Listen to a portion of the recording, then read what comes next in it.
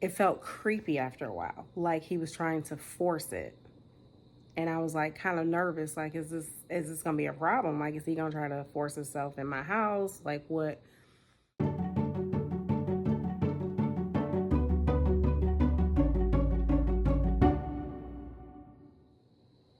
Hey guys.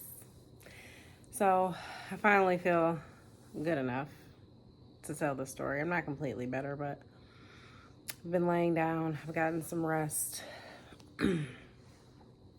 So I lived in the hood for 13 years. I just moved out Labor Day weekend. And I just want to talk about my experience. I don't know. It's like there's so many, there's like different things that happen in different periods of time. So, like, when I first moved there, I remember I had a friend stay with me and I didn't have blinds.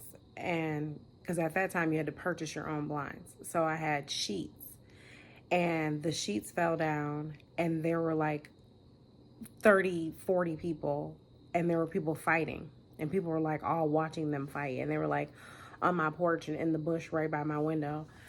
And I remember just thinking, like, this can't be life. Like, this is so unreal. And then a friend of my mother's bought us, me and my daughter, these queen size beds that were like over $1,000, like great beds. We still have them. And I didn't sleep in mine for 2 years.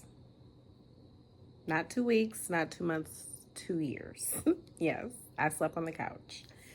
And I had fake leather furniture, so I ruined my furniture. Like, it was terrible. But for 2 years, I slept on the couch because I figured, well, if someone's trying to break in, at least I'm in the living room. I can kind of prepare myself. I can get a weapon. I can, whatever. Rather than being upstairs and then hearing someone walking up the steps or something. No one ever broke in while I was there for 13 years. There were break-ins out there, but I think that it was mostly like people they knew had money or drugs or something. It wasn't like random that I know of. Just like I never heard of anyone randomly getting their car stolen. People will come to my house and be like, do I have to worry about my car? And I'm like, I've never heard of anyone stealing cars out here like that. So, I don't know. I have to say, down the line, my neighbor got a BMW. Nothing ever happened to her car. So, I don't know. And I have a Kia, which apparently those cars are easy to steal. No one ever took it. Before that, I had a Camry for 10 years. I don't know. I just didn't recall us having those kind of issues in the neighborhood. But so, what happened after the 2 years that made me finally sleep in my bed? I literally had to pray. No joke. I prayed to God. I was like, listen,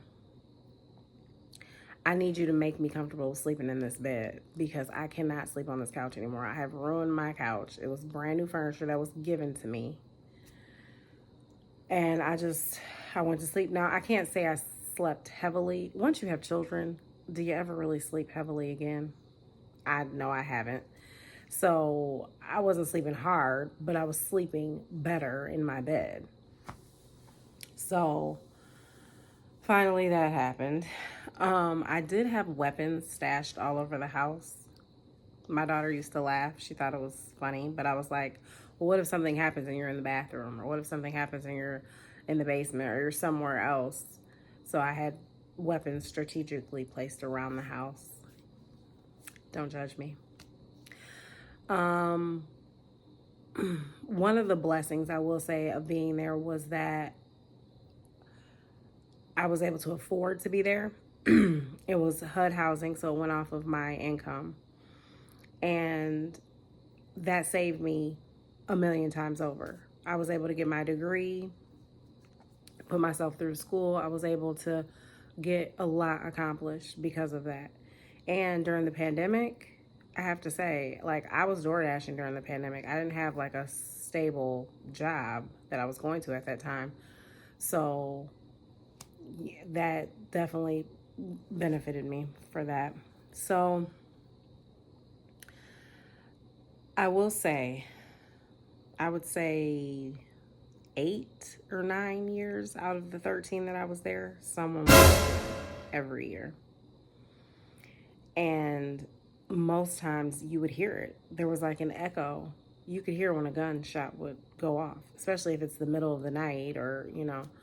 Um, One time I remember coming home and there was a picture of someone that they were looking for, and I knew that person. I grew up with the person.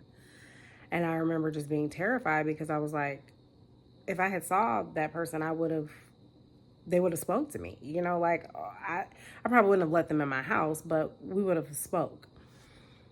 Um it was just the feelings, the emotions that I felt at different times out there, I can't even explain. As a single mom, I feel like you're just on high alert all the time.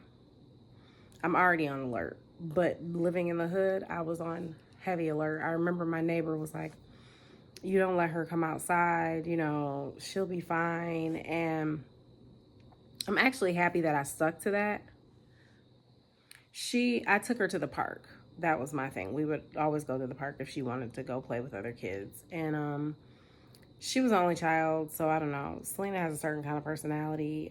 One time I picked her up from school, and I was like, oh, you want to go to the park? And she was like, for what? And I was like, to go play with some kids, you know? And she was like, I've been with kids all day.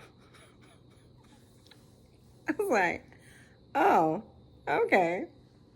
Excuse me. You had enough kid time.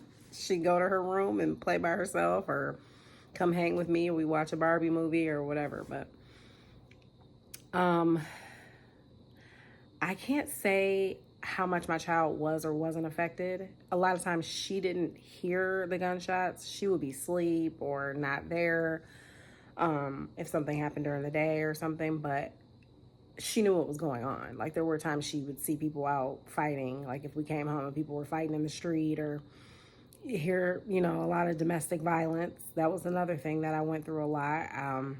A lot of places I've lived, I've had to deal with domestic violence and calling the police for someone else, which is very stressful because you're like, you don't know if this person is being killed, you can't say that on social media, I guess, being unalived.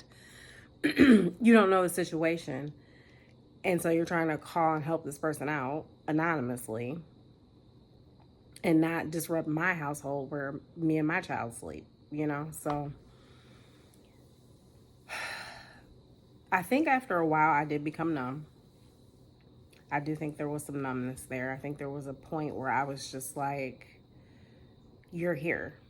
You can't afford to leave. You've got to make the best of this for your child. One thing I did do is I put her in a different school district so that will be one thing I wouldn't be worried about was her getting the best education that she could at the time. Because I was just like, I can't have that worry on top of where we live. Sorry, my back sliding doors open. But yeah, so um friendly wise, I kept it minimal. I think after a while, you get to know some of your neighbors who've also been there for a while. So you do speak, you do say hi. No one's necessarily, the only person I would borrow sugar from was my next door neighbor. But I only borrowed something from her probably once or twice in 13 years. Like we were cool and spoke and looked out for each other. We actually had a code where if something was really bad, you bam on the wall 3 times. So that only happened once, thank God. But I won't tell that story because it's not my story to tell. But it was just times that I just would cry and was just like, am I going to get out of this alive? Because although no one was trying to harm us while we were there, you could get killed.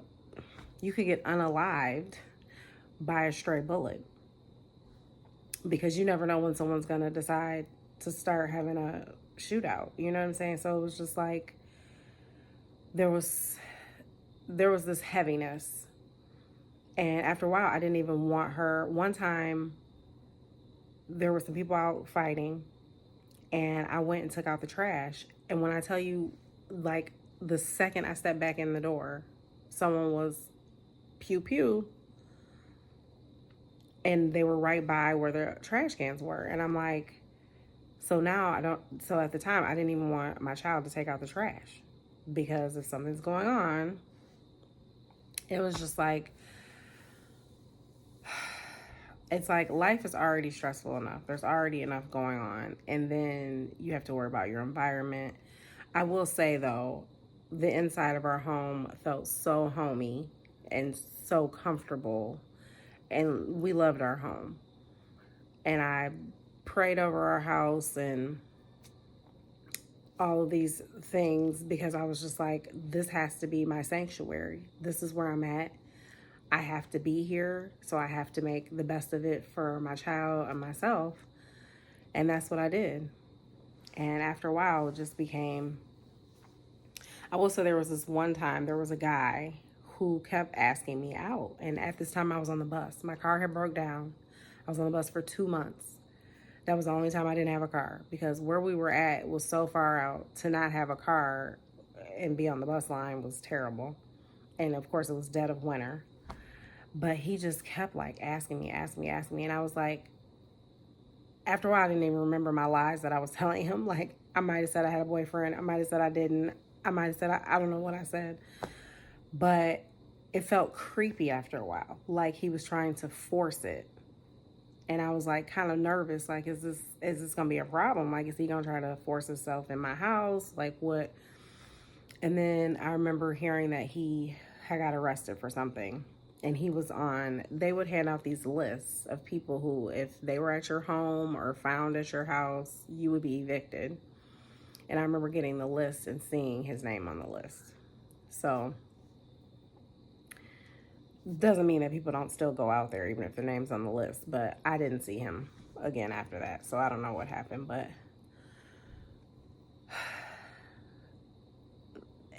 that's one thing that I have been going through moving here, is like this feeling of change, of a little less fear. I think women, we always have to be on high alert, you know, like not getting gas at night, not walking alone at night, all these different things, because that's the life we live here.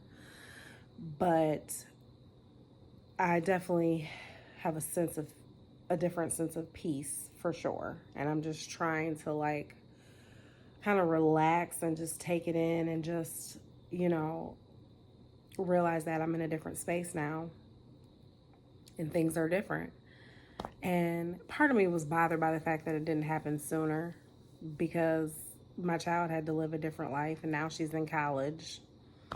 But the other part of me is like, this is just a new chapter for us. She's still going to come home on breaks, you know, and stuff like that. And this is our new home. This is where we're going to have holidays and make new memories. And I don't have to hear the gunshots all the time, or the fighting, or the domestic violence all the time. Domestic violence can be anywhere. Don't get me wrong, but it's definitely heightened and a lot more there. And I sometimes I wanted to ask people, like, or I wanted to tell them, couples who live together in the hood and you both don't have jobs, you're going to fight, because you're sitting there all day long, stressed out. Like, what else do you have to do? You're either going to make a baby or be fighting, because you need to get away from it. You need to go to a job. Like, I don't think they understood that. So it was just a lot. It was a lot. And I think the last few years, I was like, I have to get out of here by all means necessary. If I need to work 3 jobs, because basically I was just like, by the time she graduates, I definitely have to be out of here. And it just so happens I ended up moving in the same week that she went to college. So it did happen. It didn't happen how I would have wanted it to happen, but it happened. and I'm blessed and I'm grateful. And that's an experience that I'm always going to have. That's the experience my daughter's always going to have. I think her point of view is probably different than mine. Like I said, I had to endure hearing people be unalived. She never heard it. She was there for like after effects, like seeing caution tape or all the police out or police sitting in our backyard or things like that. But one time there was even like they had horses out there, cops out on horses in the summertime. Crazy. Like I'd never seen that in person in the hood. But all in all, it served its purpose. We had a home for 13 years. I raised her. We got out safe. No one bothered us. And people would ask me that. And I'm like, no one ever bothered me. No one bothered my car. Or one time these guys were fighting and the guy slammed the guy on the hood of my car. And I yelled out of my bedroom window, get the off my car. I don't know what made me do that, but I was thinking, this is my only means of transportation. I don't care what y'all doing. Get off my car. And everybody stopped and they all moved off the car and kept fighting. So they didn't come after me for that. I guess they understood, like, look, because can't none of y'all fix my car. Like, listen, y'all do what y'all do, but just don't come in my house, don't mess with my kid, and don't mess with my vehicle. But it worked out somehow, some way. Like I said, I guess I'm trying my hardest not to ever question why. It's God's timing. It's hard for me not to question. I'm not going to say it's not. But I'm so grateful for where I'm at now in life that I'm just like, that's the past. It is what it is. It happened. He got us through safely. One thing I will say, my daughter didn't feel unsafe. Sometimes I was like, I think she thinks I can protect her a little more than I can. I mean, we're our children's protector. So of course they're gonna have to get through me to get to her. But I just remember thinking like, my child doesn't know how terrified I am too, that I might have to fight for our lives. So it wasn't that type of situation, luckily. If you are living in the hood, you'll get out eventually. Mind your own business. Do what you got to do. And you'll get out. I think sometimes if someone stays there forever, I think sometimes it is a choice because there is a way out. It's just what you have to do to get out. I will say now it's 10 times worse. Like back in the day, I think it was definitely different. But sometimes you just gotta wait a little longer, fight a little harder, work a little harder.